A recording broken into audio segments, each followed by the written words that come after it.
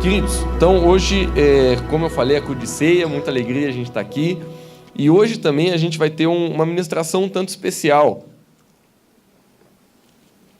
Porque nessa semana, eu sei que vocês, a maioria de vocês deve já saber que foi comemorado aí os 500 anos da Reforma Protestante, né, e talvez muitos de vocês não saibam o que é a Reforma Protestante.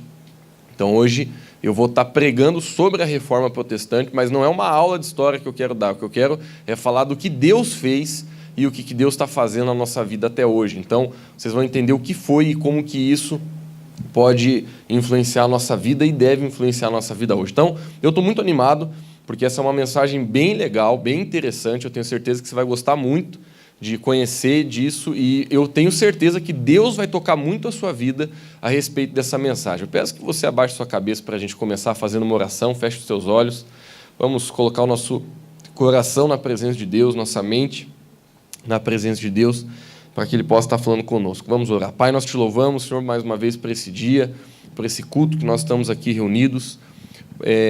Nós te louvamos, Senhor, pela Tua graça, Senhor, que é derramada nas nossas vidas. Pai, muito obrigado, Senhor. Pai, porque Tu és bom e nós queremos ouvir a Tua palavra, nós queremos conhecer a Tua palavra e nós queremos, Senhor Jesus, que a Tua palavra faça mudança genuína no nosso coração, no nosso caráter, no nosso ser. Em nome de Jesus. Amém. Então, olha só, queridos, vou pedir para o pessoal colocar aqui, eu preparei alguns slides bem simples, na verdade, para a gente conduzir a palavra hoje. Então, a gente vai seguir ali, você pode ficar à vontade de ficar olhando para a nossa TV, porque a gente vai ter alguns slides hoje. Então, a gente vai falar um pouco sobre a Reforma Protestante. Eu vou dar uma leve introdução. Nosso propósito, como eu falei, não é ter uma aula histórica, mas é muito importante nós, como cristãos, entender a restauração da igreja. Vamos lá. Queridos, você conhece a palavra de Deus. A Bíblia, Jesus ele veio para a terra para que ele pudesse morrer por mim, por você, e ser o sacrifício definitivo em nosso lugar. Você conhece o Evangelho, com certeza você sabe a obra de Jesus. Talvez... Claro que cada um de nós precisa crescer na revelação da obra de Cristo, mas nós entendemos que Jesus ele veio para que, assim como o Denis falou, para que ele pudesse quebrar, né, a barreira que existia entre o homem e Deus, para que ele pudesse ser a ponte entre o homem e Deus. Ele é a única ponte entre o homem e Deus, e quando Jesus veio, ele morreu por nós, ele deu início àquilo que nós chamamos da Igreja de Deus na Terra. Porque antes de Jesus morrer por nós, era só o povo de Israel, só o povo da nação de Israel que tinha o direito de ser chamado povo de Deus. Você sabe que Deus ele fez aliança com Abraão. Hoje você vai ter que prestar um pouco de atenção, que eu vou ficar dando assim, informação pra caramba. Então, eu falo rápido quando eu tenho que pregar as coisas. Então tente ficar comigo aqui, tente agarrar assim e vem embora comigo. Então, Jesus, quando ele morreu por nós, ele estava cortando aquele véu que o Deus falou que simbolizava a separação. Oi?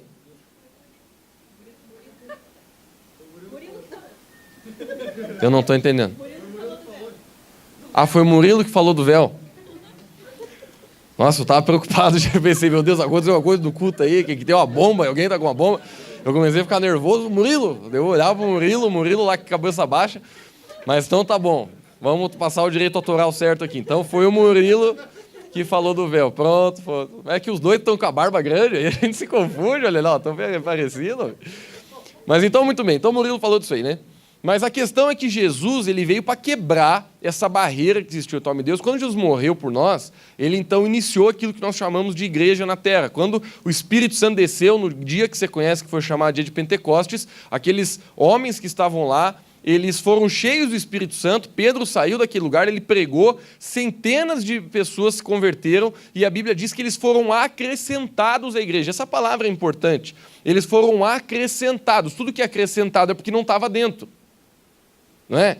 Então, se foi acrescentado ao quê? Foi acrescentado à igreja. Esses detalhes são importantes porque muitas pessoas vivem hoje no mundo. Ah, eu tenho Jesus, tá? E onde é que você foi acrescentado? Foi acrescentado no planeta.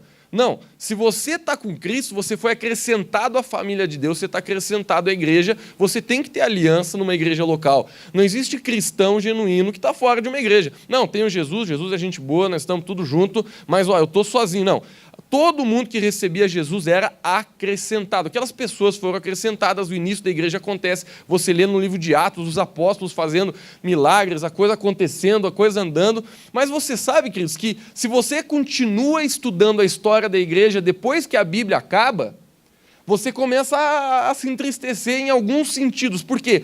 Porque a igreja, queridos, depois que Jesus ele ressuscitou, voltou para o céu, a igreja passou por um tempo de grande avivamento. Muitos teólogos dizem que a igreja em Jerusalém ela chegou a ter 40 mil membros. Foi uma coisa muito forte, a igreja estava bombando, a coisa estava acontecendo, só que você sabe que existia muita perseguição na igreja. Por exemplo, dos 12 apóstolos, 12 discípulos de Jesus, dizem, isso aqui são informações, digamos assim, teológicas, históricas, que de certa forma não são comprovadas em 100%, mas são bem precisas. Dos 12 apóstolos, dos 12 discípulos de Jesus, o único que não mataram foi João. O resto tudo mataram. Pedro parece que foi foi crucificado de cabeça para baixo. A maioria dos discípulos de Jesus, eles foram mortos. Eles foram muitas vezes até, como é que diz quando você quer judiar de uma pessoa? Torturados. Então, a coisa estava pegando, gente. Satanás, ele estava perseguindo a igreja para destruir com ela. Só que uma coisa que a gente vê que acontecia é que quanto mais Satanás ele perseguia a igreja, mais forte ela ficava, mais o Espírito de Deus se movia. Então, eu creio que uma das coisas que Satanás ele faz, quando ele não consegue atacar de fora para dentro, ele começa a atacar de dentro para fora. E ele começou a destruir com os líderes da igreja. Depois que os principais líderes eles morreram e outras pessoas foram assumindo a liderança, Satanás começou a atacar a liderança da igreja. E o que é muito engraçado, hoje meu propósito não é dar uma aula de história, eu nem consigo, porque eu teria que estudar até muito mais para poder uma aula de história para vocês. Eu quero dar uma contextualizada na história da igreja, mas é até engraçado porque quando que a igreja virou romana? Quando que a igreja virou apostólica romana? Porque se você ler a Bíblia, quem que perseguia a igreja? Os romanos. Então, quando que a coisa inverteu? Quando que os romanos ficaram donos da igreja? Foi justamente através de um rei que estava numa guerra, ele fez um voto diante de Deus, que se alguma coisa lá acontecesse, ele ia virar as ideias dele para a ideia de Deus, e isso aconteceu. Ele intitulou a igreja, ele institucionalizou a igreja dentro do Império Romano, quebrando com os princípios da palavra de Deus, ele institucionalizou a igreja dentro do Império Romano, só que os princípios foram se perdendo. Queridos, eu estudei isso acho que na 5ª, 6ª série do colégio, quando eu tinha lá meus 12, 13 anos, eu lembro que eu estudei sobre isso. Se você estudou no colégio, você vai lembrar do que eu vou falar. Teve o período negro da igreja, que a igreja ela começou a fazer coisas ridículas. E quando eu falo ridículas, elas eram ridículas. Por exemplo, uma das coisas que a igreja fazia, ela pedia dinheiro para as pessoas comprarem terreno no céu. Isso chamava indulgência, queridos. Isso aconteceu durante centenas de séculos na igreja. Então, por exemplo, para você ir para o céu, hoje você olha para isso e diz, nossa, aquilo é ridículo. Mas naquele tempo, queridos, essa era a igreja que as pessoas tinham para ir. Essa era a única igreja que falava um pouco de Jesus. Um pouco, porque daqui a pouco você vai entender que não era só. Mas, veja bem, você estava numa igreja que para você ir para o céu você tinha que pagar, e não era pouco. Você tinha que dar muito dinheiro para você receber o perdão de pecados, para você poder ir para o céu. Literalmente, eles diziam que você tinha que comprar terreno no céu. Claro que isso tudo com um contexto um pouco desestruturado de papas e reis da época que tinham uma motivação um pouco contrária ao correto da palavra de Deus. Eles queriam construir uns negócios lá, então eles começaram a criar essas leis para dentro da igreja, e muitas coisas começaram a ser disturbadas dentro da igreja. Queridos, eu vou pedir assim um carinho de vocês, porque eu sei que a gente, no Brasil, na nossa nação, eu sei que a maioria de nós nasceu de um contexto católico e nasceu de um contexto que talvez até hoje você assim, ainda esteja querendo conhecer mais da palavra de Deus. Então, assim, eu vou falar com muito carinho tudo que eu tenho que falar aqui, tá? Mas a gente é obrigado a pregar a palavra. Então, se ofender assim, a sua fé, a sua cultura, por favor, não se ofenda comigo, mas vá para a palavra para ver o que ela diz. Tudo que eu falo aqui deve ser medido pela palavra de Deus. Daqui a pouco eu vou falar um pouco sobre isso. Mas tem algumas coisas que eu vou falar aqui que não tem como não expor. Não tem como não expor o erro e a heresia da igreja. Quando eu falo da igreja apostólica romana, principalmente da época, mas que algumas coisas seguem até hoje. Por exemplo, uma das coisas que se perdeu foi o batismo. Quando você olha para o batismo na palavra de Deus, não existia batismo de crianças e nunca existiu. Isso é uma coisa que eu não sei em que momento foi institucionalizado dentro da igreja, mas nunca existiu batismo de crianças. A palavra de Deus é clara em dizer que quem é batizado é quem tem a fé, quem crê. Desculpa, queridos, o que eu vou falar, eu sei que a gente até está gravando, mas eu acho que a primeira memória que eu tenho da minha vida, assim, o mais novo, acho que eu tinha 5 anos de idade, eu lembro que eu estava brincando num parquinho, e eu estava sem cueca, com vontade no banheiro, eu me caguei, deixei cair nas calças e continuei brincando. Essa foi, eu acho que é a memória mais nova que eu consigo ter na minha vida, sem brincadeira. Eu sei que é ridículo, eu sei que é até um pouco vergonhoso para mim, mas eu não. Qual é a tua memória mais nova da tua vida? Você tinha quantos anos? 5, 6, 4? Eu acho que quem tem uma memória muito top aí, começou a tomar ômega 3 desde cedo, você deve ter uma lembrança dos teus inícios dos 4 anos. Então, não existe como você batizar uma pessoa sendo que a boca dela não confessa Jesus. Isso é a Bíblia. A Bíblia diz assim, quem crê e for batizado nessa ordem, você não pode ser batizado para você crer, você tem que crer para ser batizado. Então eu sei, o batismo se perdeu na igreja. E aí quem que restaurou o batismo? Os anabatistas. Você estudar a história da igreja, você vai ver que os anabatistas, eles restauraram o princípio do batismo pela crença, o batismo pela fé, não o contrário. Eu sei que isso até hoje na igreja católica ainda vigora, mas a palavra de Deus é clara. Por exemplo, Jesus, quando ele nasceu, ele foi batizado? Ele foi apresentado. Se você ler na sua Bíblia, é esse o termo que está lá. Até na Bíblia católica. Ele foi apresentado à igreja. Ele foi apresentado a Deus. Ele foi batizado com 30 anos de idade por João Batista e foi batizado para ser um exemplo. Porque o batismo, ele simboliza o quê? O novo nascimento. Jesus precisava nascer do quê? Se ele não tinha pecado. Jesus não tinha pecado. Eu preciso ser batizado. David precisa ser batizado. A Amanda precisa ser batizada. Jesus não precisava ser batizado. Jesus ele não tinha de onde nascer. Vocês estão entendendo ou não?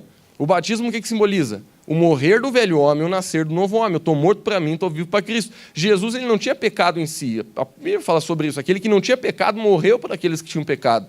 Mas Jesus ele foi batizado para ser exemplo. E aí Jesus ensinava as pessoas a serem batizadas. João Batista, o principal ministério dele foi batizar as pessoas, por isso que ele é chamado de João Batista. Mas vamos voltar para a nossa mensagem. Muitas coisas começaram a ser destruídas dentro da igreja. Muitas coisas. Então, a partir do século III, a igreja ela começou a afundar. A igreja começou a perder o foco, a igreja, com o Espírito Santo começou a ser apagado de dentro da igreja, e durante séculos, queridos, séculos, você não encontra nas literaturas, você não encontra nos livros, você não encontra referência de grandes homens de Deus se levantando no planeta. Mas agora que a gente começa a ver que há cerca de 500 a 600 anos atrás, alguns homens começaram a se levantar, como João Hus, como o próprio Calvino, e como esse homem, que eu quero que você passe o próximo slide aí, eu não sei se essa é uma pintura fiel dele, mas esse cara que já vai aparecer ali, assim que o titio resolve ali, esse cara aí se chama Martinho Lutero. Martinho Lutero, ele foi o grande nome da Reforma Protestante. Por quê? Porque ele começou a ler a Bíblia, ele estudava muito a Bíblia, e ele tinha a cabeça dele muito errada sobre muitas coisas. Por exemplo, Martinho Lutero, ele era um cara que ele achava assim, que ele só ia ser salvo se ele confessasse os pecados dele. Ele queria tanto Jesus na vida dele, ele queria tanto ir para o céu, que às vezes, isso é história, tá? Ele ia para se confessar num confessário, e às vezes ele confessava tudo que ele tinha, tudo que ele podia. Às vezes ele saía, ele lembrava de alguma coisa, ele voltava. E ele incomodava muito os padres da época, porque ele queria muito confessar, ele queria muito estar certo com Deus. Mas naquela época, o ensino que existia dentro da igreja é que você pagava os seus pecados pela dor. Você tinha que merecer para você receber. Você tinha que pagar para você ser perdoado. Você tinha que pagar para você ter um lugar no céu. Você tinha que sofrer e muitas vezes se autoflagelar. Se você já viu esses filmes da Idade Média, você sabe do que eu estou falando, né? Que muitas vezes nos castelos eles se autoflagelavam por causa do pecado deles. Então, toda essa ideia de que você tem que merecer o perdão nasceu nesse contexto. E até hoje muitas pessoas vivem nesse contexto. Um dia eu estava em cima do Morro da Cruz lá, de repente eu olhei para o lado, tinha uma mulher subindo o Morro da Cruz de joelho. E me deu uma dó. Por quê? Porque Jesus ele já pagou o preço. Você não precisa esfolar o seu joelho hoje. A Bíblia diz de forma clara, Ele é o preço. Ele pagou o preço. Não existe nada que eu e você podemos fazer hoje pelas nossas forças que vai nos levar para mais perto de Deus. O que nós podemos fazer é render o nosso coração, receber a Ele, mudar de atitude e nos direcionar a Ele. Daqui a pouco a gente vai ler alguns versículos aqui. Mas eu fiquei muito triste com aquilo. Então, queridos, contextualizando e generalizando, a igreja ela se perdeu de forma caótica. A igreja estava perdida, o Espírito Santo tinha saído da igreja, os princípios estavam todos errados, estava tudo bagunçado. E as pessoas, assim como hoje, não liam muito a Bíblia. Até porque naquela época a Bíblia não era uma coisa exposta para todos. Não tinha gráfica, não tinha celular, não tinha as facilidades que tem hoje. Então, era muito raro uma pessoa ter acesso à Bíblia. Era muito raro uma pessoa poder... Martinho Lutero era um monge. Ele podia ter acesso à Bíblia, mas era muito raro quem sabia ler primeiro e quem tinha acesso à Bíblia. Hoje a maioria de vocês aqui sabe ler, se não todos. Naquela época não. Naquela época era raro quem sabia ler e muito raro, mais raro ainda, quem podia ter uma Bíblia. Então, só que esse homem, Martinho Lutero, junto com outros homens que vieram antes dele, eles começaram a ler a Bíblia e eles começaram a ver, cara, isso não está certo. Por exemplo, uma das coisas que tinham na igreja, a voz de Deus era a voz do Papa. Então, ele tinha, porque naquele tempo não tinha só a Bíblia, a própria cultura católica, a própria história católica começou a criar alguns documentos pelos quais eles doutrinavam a igreja, não era só a Bíblia. Daqui a pouco a gente vai entrar um pouco sobre o que eles fizeram para mudar isso, mas a questão é que Martinho Lutero, então, ele começou a ler a Bíblia, ele começou a dizer, cara, contextualizando o tempo de hoje, ele não pode, isso aqui está errado, isso aqui não pode ser assim. E aí foi que ele criou 95 teses. E essas 95 teses que ele criou lendo a Bíblia, confrontando a igreja, ele pregou na própria porta da igreja. Por isso que quando você digita Reforma Protestante no Google e coloca imagens, você vai ver um monte de fotos assim, de gente pregando coisa nas portas. Por quê? Porque literalmente foi isso que eles fizeram naquela época, 500 anos atrás. Ele pregou nas portas, não estou falando pregar assim, né, de pregar com o microfone, de falar alguma coisa, não. Ele literalmente pegou um martelo, pegou as coisas que ele escreveu, as 95 teses, e ele pregou nas portas da igreja, confrontando a heresia da igreja. Aí ele arranjou um problemão danado para a cabeça dele. Mas dessas 95 teses, surgiram os 5 pilares da fé cristã que nós cremos hoje. Queridos, é lindo isso.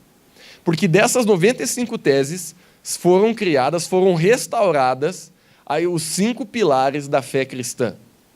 Então, hoje a nossa mensagem vai ser falar dessas 5 teses. O resto da nossa mensagem vai ser falar sobre essas 5 teses, não, desses 5 pilares da fé cristã. Queridos, esses são os pilares da fé cristã.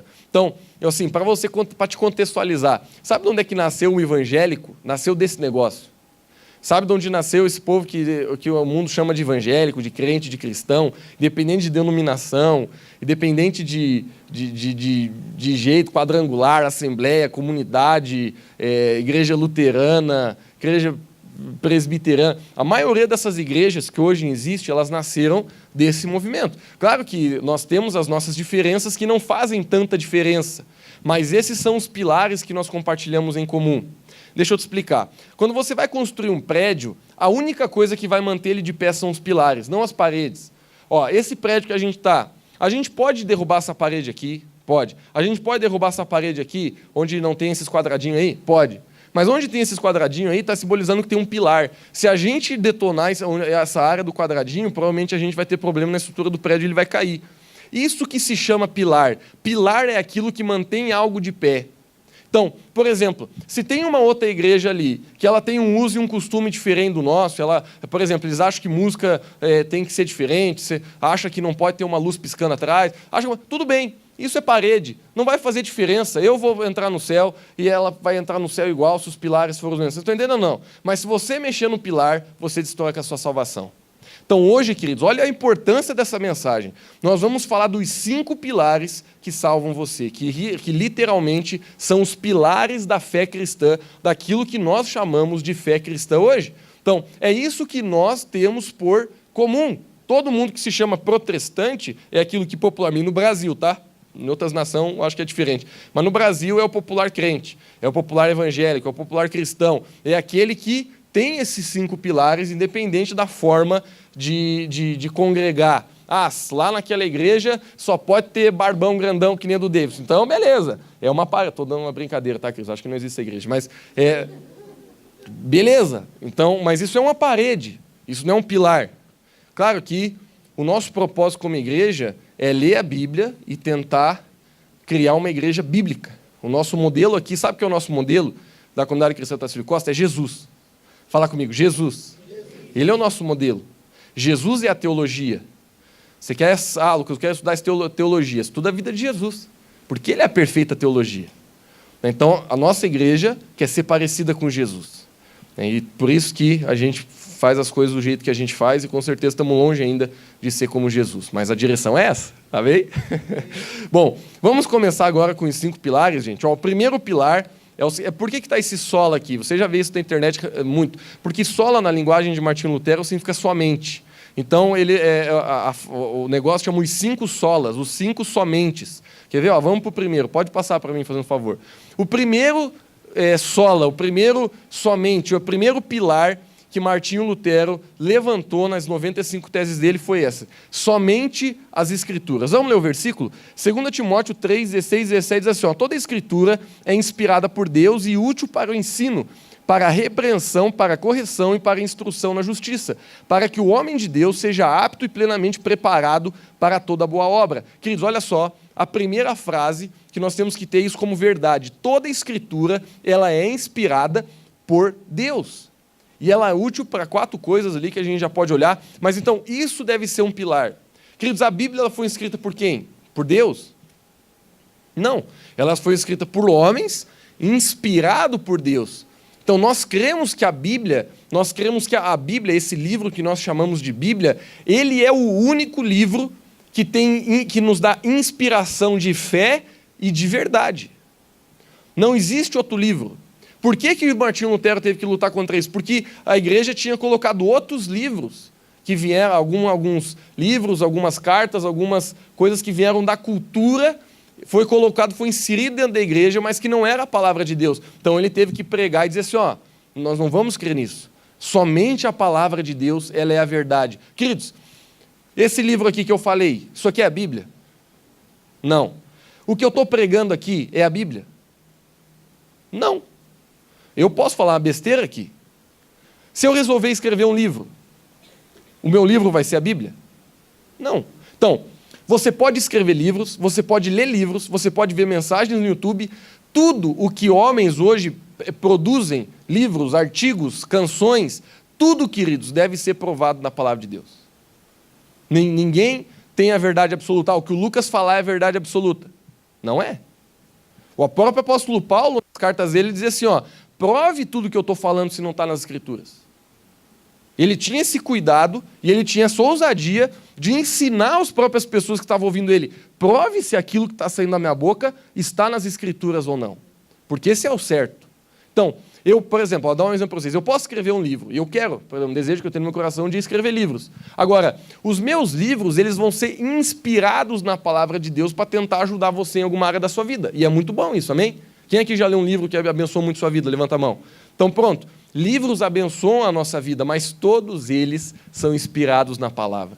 E se um dia você ler um livro, escrever um livro, ouvir uma mensagem, seja no YouTube, seja nesse púlpito aqui, que não está condizente com a palavra, você tem toda a autoridade para rejeitar e confrontar. Amém? Dá um sorriso aí para não pesar o clima. Diz assim: amém, Lucas? Estou entendendo, tranquilo. Por quê, queridos? Porque essa é a palavra de Deus. E isso estava disturbado na igreja, e ele falou: somente a palavra, somente a Bíblia. Não existe outro livro que nós devemos ter como fonte absoluta, plena de verdade. Só a Bíblia é a palavra inspirada por Deus. Todo o resto é ajuda, mas tem que ser provado nisso. Esse é o modelo, entendeu? Esse é o modelo. É a mesma coisa que você... Quem aqui, eu sei que... Vou voltar um pouco atrás. Quem aqui lembra do mimeógrafo? Vocês lembram do mimeógrafo? Nossa, essa aí eu peguei, né, tio? O mimeógrafo, queridos, era um aparelho de muita tecnologia que se usava nos colégios, que a professora ia pegar quando queria fazer uma cópia. Alguém não sabe o que é mimeógrafo? Só para eu saber aqui. Alguém não sabe o que é mimeógrafo? Todo mundo sabe o que é mimeógrafo? Ah, sai. Você sabe sim. Então pronto. Era um cheirão de álcool, gente. Vocês lembram? Porque derramava o álcool, colocava o papel e ia folha por folha fazendo o xerox. Mas tinha a matriz. Então, você tinha a matriz, você colocava a matriz, passava a matriz e depois você passava as folhas e você ia passando no mimeógrafo. Queridos, a palavra de Deus é a nossa matriz. Amém? A palavra de Deus é a nossa matriz. Eu posso querer, assim, fazer cópias da palavra de Deus no sentido de me inspirar, fazer livros sobre a Bíblia, escrever livros sobre a Bíblia, pregar. Todo domingo a gente prega sobre a palavra de Deus aqui, não é verdade? Agora, você pode pegar a cópia que eu fiz com o mimeógrafo e você pode levar com aquilo que o mano acabou de falar, que foi a matriz, e você tem que colocar do lado. E você tem que ver, será que está condizendo? Será que é a mesma coisa? O que eu faço? Continuo pregando? Tá, vamos lá. Então, você tem que olhar para a matriz. Você tem que dizer, será que condiz? Será que está certo? Então, isso foi muito difícil para eles baterem na igreja. Palavra forte essa, né? Mas foi uma luta muito forte. Por quê? Porque haviam sido colocados outros livros, outras fontes de fé que não eram a palavra de Deus. Queridos, deixa eu te fazer uma pergunta. Na tua vida, qual que é a sua fonte de fé? Porque por mais que você ache que eu estou dando uma aula de história para vocês hoje aqui, eu não estou. Eu quero que você olhe para a sua vida hoje. Qual é a sua fonte de fé? Eu sei que às vezes é tão sorrateiro, né? Mas eu tenho uns amigos meus aí que às vezes pegam aquelas revistas e vão lá para o horóscopo para tentar ver o que vai dar na vida deles. Tem umas pessoas que eu conheço, por exemplo, que acreditam em signo. Então elas vão lá para ver qual é o signo, qual é o que vai rolar hoje no signo. Tem tanta besteira hoje no mundo, queridos, com todo carinho eu prego isso, se alguém gosta dessas coisas aí, não sei nem o que te dizer, né? Eu ia tentar falar uma coisa para não te deixar bravo, mas acho que não tem como. Então, se você não crê em alguma dessas coisas, querido, por favor, vá para a palavra. No final do culto a gente vai ter um tempo de orar. Você pode dizer, Jesus, me ajuda aí, eu acho que eu estou viajando a polenta. Mas de verdade, queridos, estou tentando ler a palavra para vocês aqui. Queridos, a gente sem perceber, a gente confia em tanta besteira hoje. A gente vai ler, às vezes, livros de pessoas que não são crentes, que elas não têm a palavra de Deus como modelo. Cuide disso. Tem tantas literaturas hoje que a gente tem que não são cristãs. Eu não estou dizendo que você não pode ler um livro. Eu mesmo fiz uma propagandinha aqui antes de começar a pregar. Tem muitos livros bons, mas tudo tem que ser medido na palavra. Pergunta, que vale 1 milhão. Qual tem sido sua fonte de fé? É a palavra de Deus? Qual é o seu relacionamento com a palavra de Deus? Você tem lido a Bíblia? Você tem buscado ler a Bíblia? Uma das maiores loucuras, querido, que um cristão ele comete na vida é não ler a Bíblia. Chega a ser assim... Chega a ser muito contraditório, né? A gente dizer que a gente crê em Deus, que a nossa vida é do Senhor, mas a gente não estuda a palavra de Deus. Isso só mostra a fraqueza da nossa fé, a fraqueza do nosso relacionamento com Deus. Quando a gente não busca conhecer a palavra. Tem tantas pessoas, por exemplo, que elas defendem com tanta convicção as suas crenças, mas elas não leem a Bíblia para nem poder usar um versículo para provar elas. Eu não estou falando só dos cristãos, estou falando de todas as religiões, as igrejas que se dizem cristãs. Eu creio que é assim. Onde é que está na Bíblia? Não sei, mas um dia, 10 anos atrás, o pastor falou que era, e então é. Não, meu irmão. A tua fé, ela tem que ser baseada na tua experiência com Deus. A igreja é o lugar onde você tem aliança, onde a gente ajuda a te conduzir na tua caminhada de fé. Mas a tua fé, ela é tua. Você tem que embasar ela, você tem que ir atrás dela. Senão desculpa o termo, tá? Mas qualquer louco que chega te falando umas besteiras e te confunde. Por quê? Porque você não tem convicção do que você crê. Por exemplo, da onde que você pode afirmar que somente a Bíblia ela é a verdade? Se chegar alguém para você hoje e dizer assim, tio Deus, mas da onde isso, cara? Nós já estamos num livro lá, tá ligado? Que é bem mais evoluído que a Bíblia. Uma vez uma pessoa falou isso pro meu pai. Meu pai contou essa história. Chamou uma pessoa para ele e falou assim, vocês ainda estão na Bíblia? O que a palavra de Deus diz? Passarão céu e terra, mas as minhas palavras, elas não passarão. As palavras de Deus, queridos, elas são tão atuais quanto nos dias que foram escritas. E quanto mais você estuda, mais você percebe essa verdade no teu espírito. Agora, você tem essa convicção dentro de você? Ou você tem permitido algum vídeo na internet, algum programa na televisão, algum livro estranho produzir confusão ou até destruir café dentro de você? Muitas pessoas, por não ter esse cuidado, elas acabam destruindo com sua fé. Pode passar para o próximo slide. A segunda pilar que eles colocaram é somente a fé. Lá em Romanos 1, 16, 17 diz, não me envergonho do evangelho, porque ele é poder de Deus para a salvação de todo aquele que crê. Primeiro o judeu, depois o grego. Isso aqui você entendeu, né? Primeiro o judeu, porque era a aliança de Deus com Abraão. Mas aí Jesus morreu e agora todo o planeta tem acesso. Porque no Evangelho é revelada a justiça de Deus, uma justiça que do princípio ao fim é pela fé, como está escrito, o justo viverá pela fé. Tem até muitas pessoas que dizem que foi esse versículo que estralou a revolta, no bom sentido, no coração de Martinho Lutero. Porque uma das coisas mais fortes na igreja daquela época era isso: a salvação é pela tua grana, a salvação é pelo teu sofrimento, a salvação é pelas tuas obras. E ele leu esse versículo. E quando ele leu esse versículo, ele pensou: tá errado, cara. Eu não preciso dar dinheiro para mim ser salvo. Eu não preciso comprar nada no céu. Eu não preciso me autoflagelar para mim ser perdoado. O justo viverá pela fé. A salvação, ela vem pela fé. Queridos, você não precisa, não existe nada que você possa fazer com as suas mãos que vão fazer você ser salvo. Por exemplo, você pode pegar todo o dinheiro que você tem, tudo. Você pode vender sua casa, você pode vender seu carro, você pode vender até a batedeira, você vende tudo. E você compra tudo em cesta básica e você sai distribuindo para todo mundo que precisa em Otacílio Costa. Você volta domingo que vem, se apresenta diante de Deus e diz: Senhor, agora acho que eu estou um pouco mais salvo. Porque olha o tanto de bondade que eu fiz. Querido, você fez uma bondade, Deus está muito feliz contigo, as pessoas que receberam vão estar felizes também. Foi uma coisa muito boa que você fez, mas isso não te faz 1% mais salvo. 1%. Quantas pessoas, às vezes eu fui falar de Jesus e o argumento da pessoa: Lucas, mas eu sou uma pessoa tão boa. Cara, nunca matei, nunca roubei. Ainda bem, né? Nunca, não é assim que as pessoas falam: cara, sou uma pessoa boa, pago minhas contas certinho, cara, não incomodei meus pais minha vida inteira. E eu não sei porquê, em que momento, e eu entendo de onde veio, né? Eu só estou tentando fazer você pensar, em que momento entrou na cabeça dessas pessoas o entendimento que a salvação é pelo que você faz e deixa de fazer. Mas eu sou uma pessoa boa, Lucas, eu acho que eu vou para o céu. Eu até falo com muito carinho, né? Mas muitas vezes a gente embasa isso, a nossa fé. Eu fiz coisa boa. Queridos, a Bíblia é clara, a salvação ela vem pela fé. O que é fé, Lucas? Fé é aquilo que você acredita, fé é aquilo que você morre por aquilo. Fé é aquilo que você literalmente tem dentro do teu coração que ninguém pode mudar. Fé é onde mora as profundezas da tua crença no teu interior. Onde está a nossa fé? Em Senhor Jesus. Ele veio nesse mundo, Ele morreu por nós, Ele é nosso Senhor, Salvador, Ele ressuscitou ao terceiro dia, Ele pagou na cruz o nosso pecado. Hoje, todo aquele que o recebe, a Bíblia diz em João capítulo 1, versículo 9, todo aquele que o recebe tem o direito e o poder de ser feito filho de Deus, e todo aquele que é filho de Deus, ele é salvo em Cristo. Então, essa é a nossa fé em Cristo Jesus. Ele é a base da nossa fé. Jesus é a base da fé. Então, o que é fé? Fé é aquilo que você crê no seu íntimo, no seu coração, e as suas ações, elas acompanham a sua fé, não o contrário. O que as pessoas que pregam as obras falam? Que a tua fé vai acompanhar as tuas obras, mas não é essa a ordem.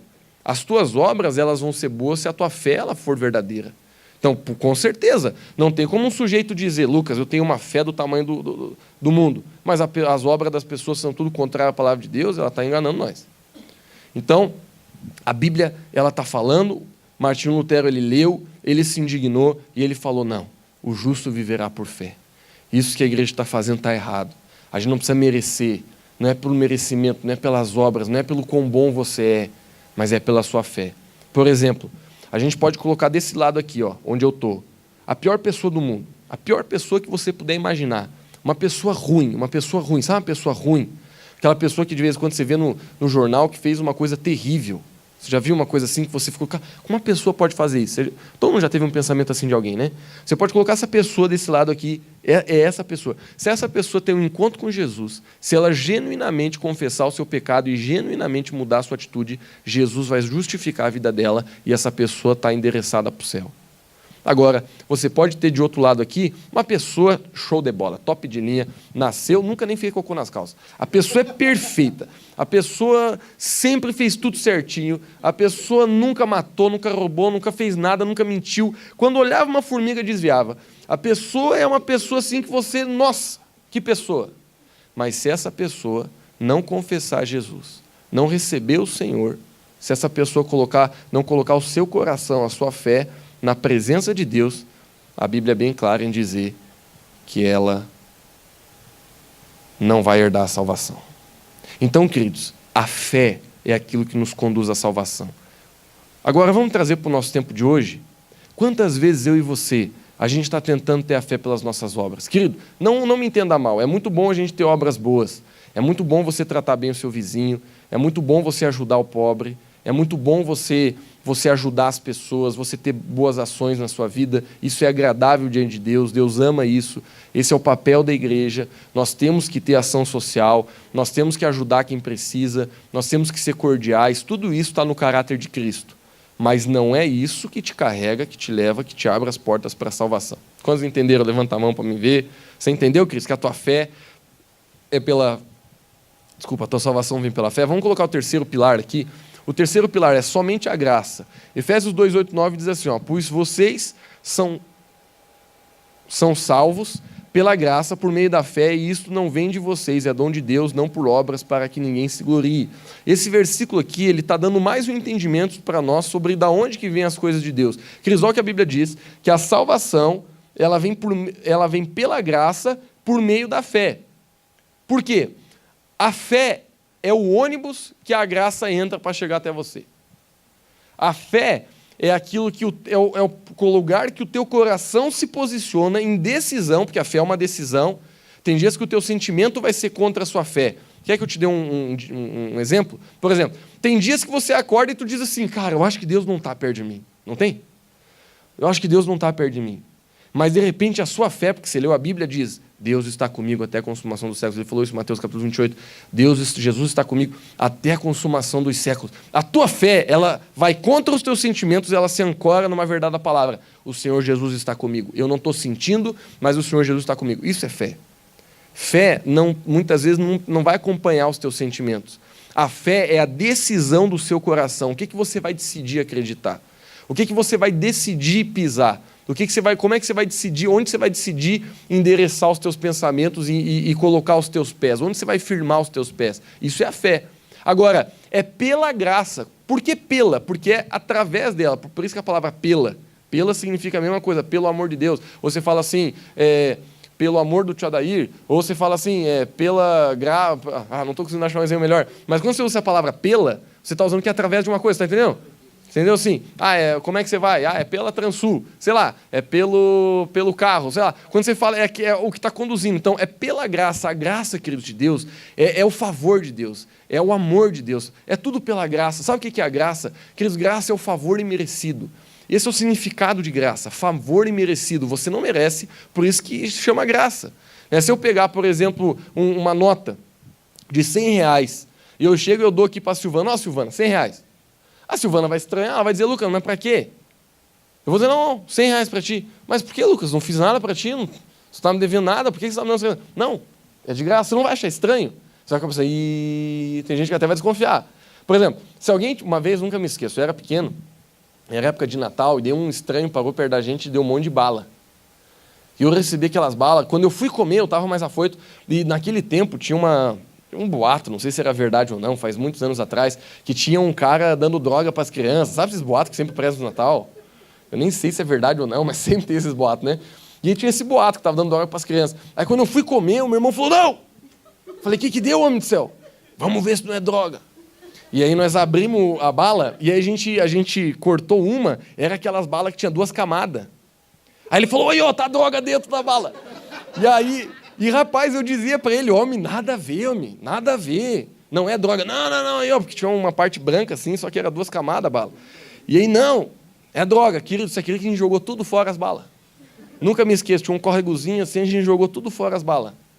Então, claro que a gente tem que cuidar, né? Não me entenda mal, estou dando um exemplo aqui que não é o melhor, mas às vezes a gente recebe algo de graça e a gente estranha, não é verdade? Aí, de repente, a gente viveu a vida inteira errado, né? A gente abortou quando era adolescente, a gente abusou sexualmente de uma criança. Estou falando só de coisa pesada para a gente avacalhar mesmo com a tua cabeça. Você, sei lá, bateu no teu pai e na tua mãe. Você fez coisa feia na tua vida.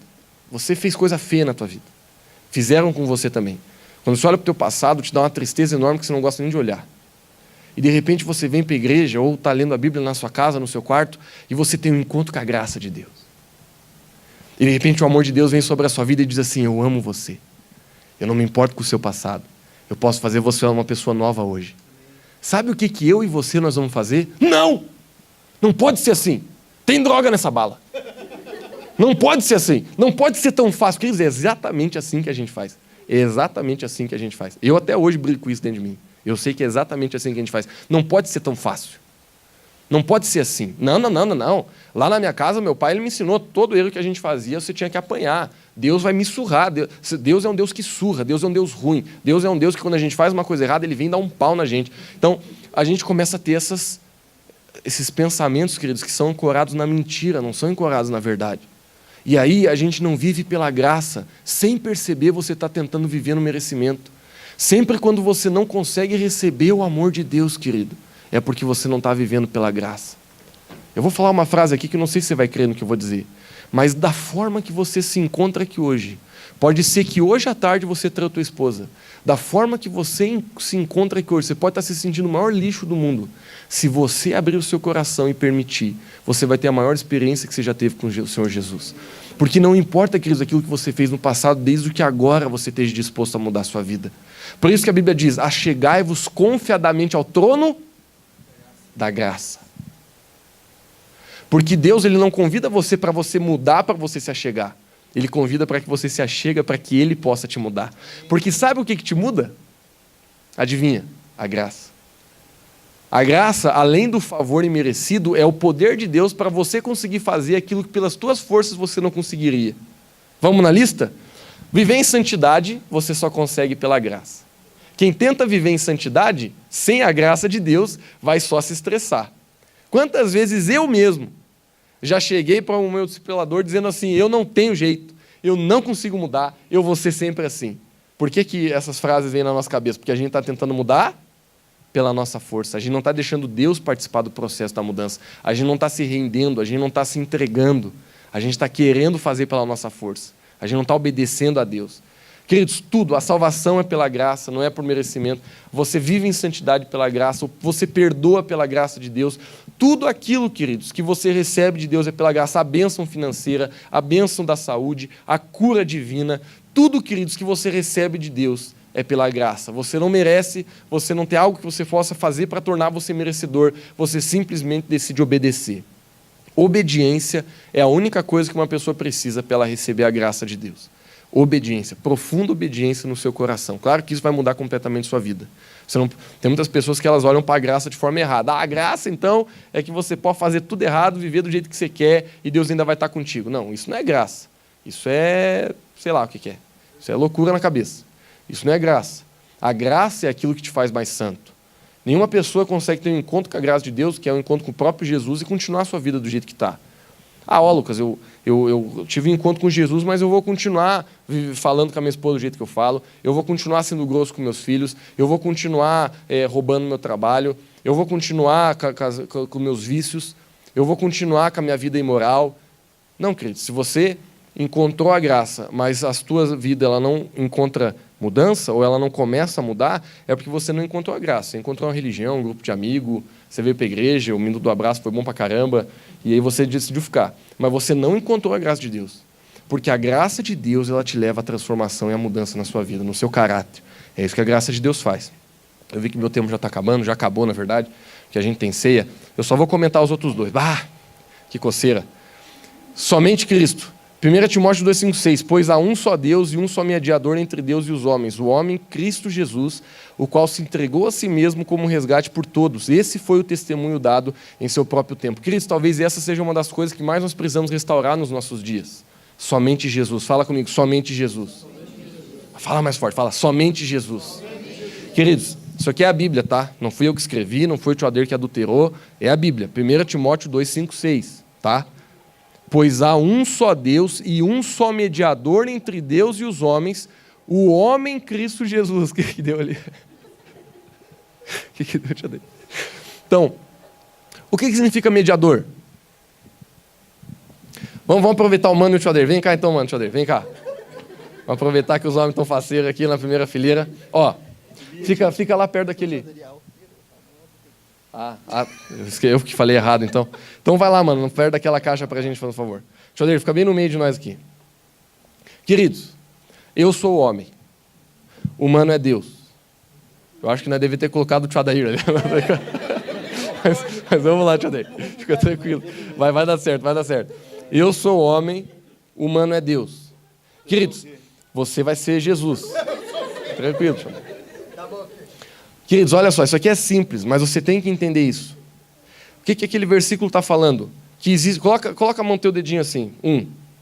Querido, isso aqui é a palavra de Deus, ela está dizendo assim, ó, existe um. Olha para a pessoa do seu lado e diz assim, ó, um. Fala para ela, um. Querido, está ali, ó, não é dois, tá? Não diz assim, ó, existe um dos, não, um. Existe um mediador. O que é mediador? Mediador é aquele que faz conexão entre um e outro.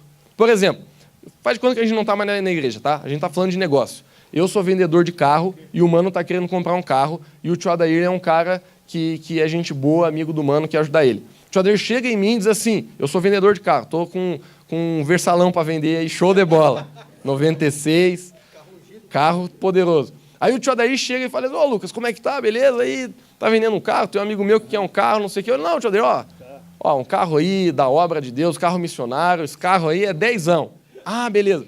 Aí o tio Adair vai lá no mano, tio Adair. O tio Adair vai lá e fala, ó, tem um amigo meu que tem um carro, pá, ungidão, Versalão, pá, não sei o cá, tá com a descarga furada, mas 200 pila arruma. E aí ele vai lá e fala, ele fala, ó, quer o carro? O mano fala, quero. O tio Adair volta aqui, diz, ó, tem um amigo meu lá que quer o carro, não sei o que. Ah, beleza, então. Eu entrego o carro pro tio Adair, ele vai lá, leva o carro pro mano, pega o dinheiro com o mano, vem e traz para mim. O que o tio Adair foi nessa transação? Ele foi mediador. Ele é a pessoa que fez a transação ser possível. Queridos, eu estou tentando aqui explicar da forma mais simples que você possa entender. Quando a Bíblia está dizendo que existe um só mediador, eu estou sendo assim bem enfático, daqui a pouco vocês vão ver que a cinta vai apertar. Se a Bíblia está dizendo que existe um mediador, é porque existe um mediador. Se eu sou o homem e o humano é Deus, a única forma de Deus conseguir algo algo de Deus chegar a mim é através do tio Adair. É através de Jesus. Se eu preciso me reconciliar com Deus, é através de quem? Vamos lá, gente, participa comigo. Me ajuda aqui, pessoal. Se eu preciso me reconciliar com Deus, quem que vai fazer isso? Se eu preciso ser curado por Deus, quem que vai fazer isso? Se eu preciso ser salvo, já falei isso? Por Deus, quem que vai fazer isso? Se eu preciso arranjar uma mulher para me casar, quem que vai me ajudar? Se eu preciso de uma sabedoria para conseguir resolver um problema dentro do meu casamento, quem que vai me ajudar? Jesus. Vocês estão entendendo, queridos? Alguém quer dar mais um exemplo aí? Lucas, se eu preciso se livrar da minha sogra, aí, meu irmão, você vai ter que arranjar algum outro jeito aí, porque esse Jesus não vai te ajudar. Mas, Lucas, tudo aquilo que você precisa que está em Deus, quem que é o mediador? Fala a palavra. Pode sentar. Queridos, talvez hoje a gente passe uns 10 minutos, tá? Mas a gente precisa. A gente faz a parte da ceia um pouco mais rápido hoje. Mas isso aqui eu preciso explicar para vocês. Queridos, vocês entendem onde é que está o furo hoje? No planeta. As pessoas, elas não têm problema com Deus. Com quem que elas têm problema? Mas o Deus é o mesmo. O nosso Deus é o mesmo. Já ouviu essa frase? Você já conversou com alguém no seu trabalho, no colégio, na faculdade, que a pessoa, você está falando de Jesus e a pessoa diz, não, nosso Deus é o mesmo, vamos continuar assim. Vou contar um testemunho para vocês. Uma vez eu estava lá no CAPS, que é um lugar que eu vou toda primeira terça-feira do mês, e estava cheio. De repente eu estava pregando o evangelho, estava ajudando lá para a palavra. Daqui a pouco um camarada levantou a mão e me confrontou. Brabo. Ele olhou para mim e falou assim, Lucas, então você está me falando, bem assim, então você está me falando que cerca de 2 bilhões de pessoas muçulmanas no nosso planeta não vão para o céu? Eu falei assim, ó, querido, eu não sou ninguém para dizer quem vai ou não vai. Agora, o que a palavra de Deus diz de forma clara é que Jesus é o único caminho para o céu. Jesus é o único caminho para Deus. Se essa pessoa, sendo muçulmana ou não, ela crê em Jesus unicamente como o Senhor e Salvador de sua vida e apoiar a sua fé nele, eu creio que essa pessoa vai para o céu. Se não, é isso que eu estou falando mesmo. Não vai. Aí sabe o que ele quis dizer para mim? Mas o nosso Deus é o mesmo. Só muda o nome, a gente chama de Alá, mas é o mesmo Deus. Com muito carinho. Eu olhei para ele e falei assim, ó, o meu Deus, ele enviou Jesus. Jesus é Deus, ele é parte da Trindade. Jesus não nasceu em Maria, Jesus já existia antes de Maria. Muitas pessoas acham que Jesus nasceu em Maria, não nasceu em Maria. A Bíblia diz que Jesus ele estava com Deus na consumação do século, quando estava nascendo tudo. Jesus estava com ele. Você já leu esse versículo? Está na palavra. Jesus sempre existiu junto com Deus e com o Espírito Santo. Então, Ele não nasceu em Maria, ele veio para a terra através de Maria. Isso é bem diferente. Isso aqui é só a Bíblia, né? Isso é versículo bíblico que eu estou só repetindo para vocês. Então, eu falei com muito carinho para aquela pessoa. Eu falei, Jesus, o meu Deus, aquilo que eu chamo de Deus, enviou Jesus. E somente Jesus, não enviou outro. Não enviou, desculpa, tá? Eu vou falar uns termos aqui. Minha intenção, queridos, não é ofender ninguém. Mas Jesus, Deus não enviou Allan Kardec, Ele não enviou Alá, Ele não enviou Buda. Se você lê a palavra, Ele enviou Jesus. Então, se aquilo que você chama de Deus enviou Jesus, então nós estamos juntos. O problema é que essa palavra Deus, para tudo é Deus. Ah, Deus, Deus, Deus, não. Sabe como que você discerne quando você está entrando num pepino? Você tem que saber o que aquele lugar que você está fazendo com Jesus. Faz de conta que você foi convidado para uma reunião. Você não quis dizer não, você foi. De repente você chega lá, uma outra igreja, uma reunião, alguma coisa. Você chega lá, a primeira coisa que você tem que perguntar é: quem é Jesus para vocês? Se a pessoa dizer assim, Jesus foi um grande profeta, vaza. Não precisa nem dar tchau. Dá tchau, melhor. Tchau. Vaza na hora. Chegou num lugar, quem que é Jesus? Jesus foi um grande ser espiritual, de outros que existem. Vaza. Pode vazar, corre. Porque o que a palavra de Deus diz? Somente Jesus. Está ali, queridos. Existe um só mediador. Vamos trazer para o nosso contexto? Se Jesus é o único mediador, adianta eu pegar um elefante, colocar para a porta e dizer que vai vir dinheiro na minha vida? Não. Se Jesus é o único mediador, adianta eu pegar uma ferradura e colocar no pão da minha fazenda? Se é só Jesus, adianta eu comprar uma vela que traz o amor perdido, colocar na minha quarto lá, acender e vem amor perdido? Se é somente Jesus, adianta eu pegar aquela foto que tem da mulher do horóscopo que tem nos postes da cidade, ligar para ela para ver se ela consegue me ajudar? Está até chato, né? Mas eu quero que você pense, queridos. Existe alguma coisa na sua vida que não é Jesus? Algum tempo atrás eu contei a história da caneta aqui. Um dia que eu fui fazer vestibular, não vou contar de novo. Um dia que eu fui fazer vestibular, eu tinha uma caneta da sorte. Queridos, se eu tenho uma caneta da sorte, é só Jesus? Se eu tenho uma cueca da sorte, é só Jesus? Se eu pulo 7 ondas na virada do ano, é só Jesus? Se eu me visto de amarelo para ver se o ano de 2018 vai vir mais grana, é só Jesus? Queridos, tudo aquilo que você percebe ou não percebe, que seja superstição, seja imagem, seja adoração a ídolo, seja qualquer coisa, se não é Jesus, eu te falo com muito carinho, porque eu sei que isso pode mexer com toda a sua cultura desde quando você nasceu, mas provavelmente você esteja andando em engano. Porque a palavra de Deus, ela declara que existe um só mediador entre Deus e os homens. E aqui, onde está a ênfase? O homem, Cristo Jesus. Em outra versão diz Cristo Jesus, homem. Por quê? Porque ele veio para a terra e virou homem. Por isso que ali dá ênfase, homem. Não diz só Cristo Jesus, diz homem. Porque ele veio para a terra. Ele se fez no nosso lugar pecador. Eu sei que isso, queridos, vem de frente com a cultura brasileira, né? Que está acostumada a ter santo para causa impossível, santo para causa questionável, santo para causa imperdível. O homem se perdeu tentando criar formas de chegar a Deus que não é Jesus. Por quê? Simples, é muito mais fácil a gente acreditar no que a gente vê, né? Mas a Bíblia diz, a fé, está no livro de Hebreus. O que é a fé? Certeza do que não se vê e a convicção daquilo que se espera. Por isso que Jesus ele nem quer que a gente faça a estátua dele. Sabia? Mesmo dele ele não quer que faça. Porque o momento que você coloca a sua fé num objeto, você está desvirtuando sua fé de Cristo. Quando você está entendendo? A tua fé ela tem que estar aqui dentro, ó, não em um objeto que tem em cima da tua prateleira na tua casa. Eu sei que isso confronta, queridos, mas a Bíblia fala, é a verdade que liberta. Se você quer ser liberto, você quer encontrar o Senhor Jesus, deixe que o Espírito de Deus confronte você. Somente Jesus. E o último é somente, pode colocar o último ali, que está no Salmo 115:1, que diz assim, ó, não a nós, Senhor, nenhuma glória para nós, mas sim ao teu nome, por teu amor e tua fidelidade. Naquele tempo, as pessoas tinham que se ajoelhar diante do Papa, tinham que se ajoelhar diante dos líderes da igreja. Queridos, existe uma grande diferença entre honra e glória. Honra você dá para o seu pai, você dá para sua mãe, você dá para o seu professor, você dá para o policial, você dá para os políticos da nação, você dá para uma pessoa mais velha.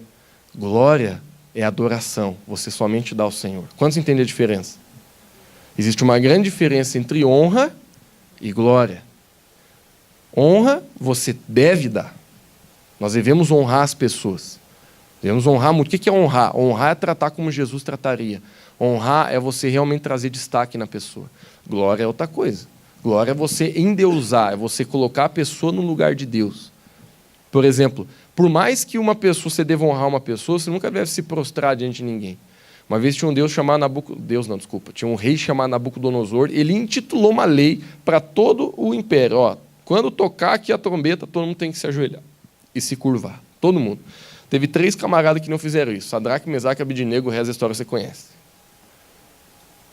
Por quê? Porque eles falaram assim, ó, nós honramos você, mas nós não vamos te glorificar, não. E Martinho Lutero, ele teve que dizer assim, ó, glória é somente a Deus. Você é meu líder, e eu honro você. Sou muito grato a Deus pela sua vida, respeito você, vou honrar muito a sua vida, vou destacar muito você, mas glória somente a Deus. Só Ele merece a glória. Amém, queridos? Então, vocês vejam, essas coisas que a gente conversou hoje, né? Será que não existe alguma área da nossa vida que nós estamos tirando a glória de Deus para dar para outra coisa? Queridos, é impressionante como hoje muitas pessoas adoram seu próprio carro, adoram seu time de futebol, adoram o dinheiro. Quantas pessoas adoram o dinheiro? Elas dizem que amam a Deus, mas não conseguem trazer o dízimo na casa de Deus. Muitas pessoas, elas adoram tantas outras coisas sem nem perceber. A reforma não é algo que aconteceu há 500 anos atrás, é algo que precisa acontecer no nosso coração hoje. Isso aqui não foi que aconteceu, agora a igreja mudou, 500 anos atrás a igreja não mudou. A igreja não mudou. Mas os pilares foram levantados para a gente ter como exemplo e dizer, isso é a verdade. Quantos estão entendendo? Então nós olhamos para esses 5 pilares e hoje a gente diz, é nesses 5 pilares que a nossa fé está baseada. Fique de pé onde você está.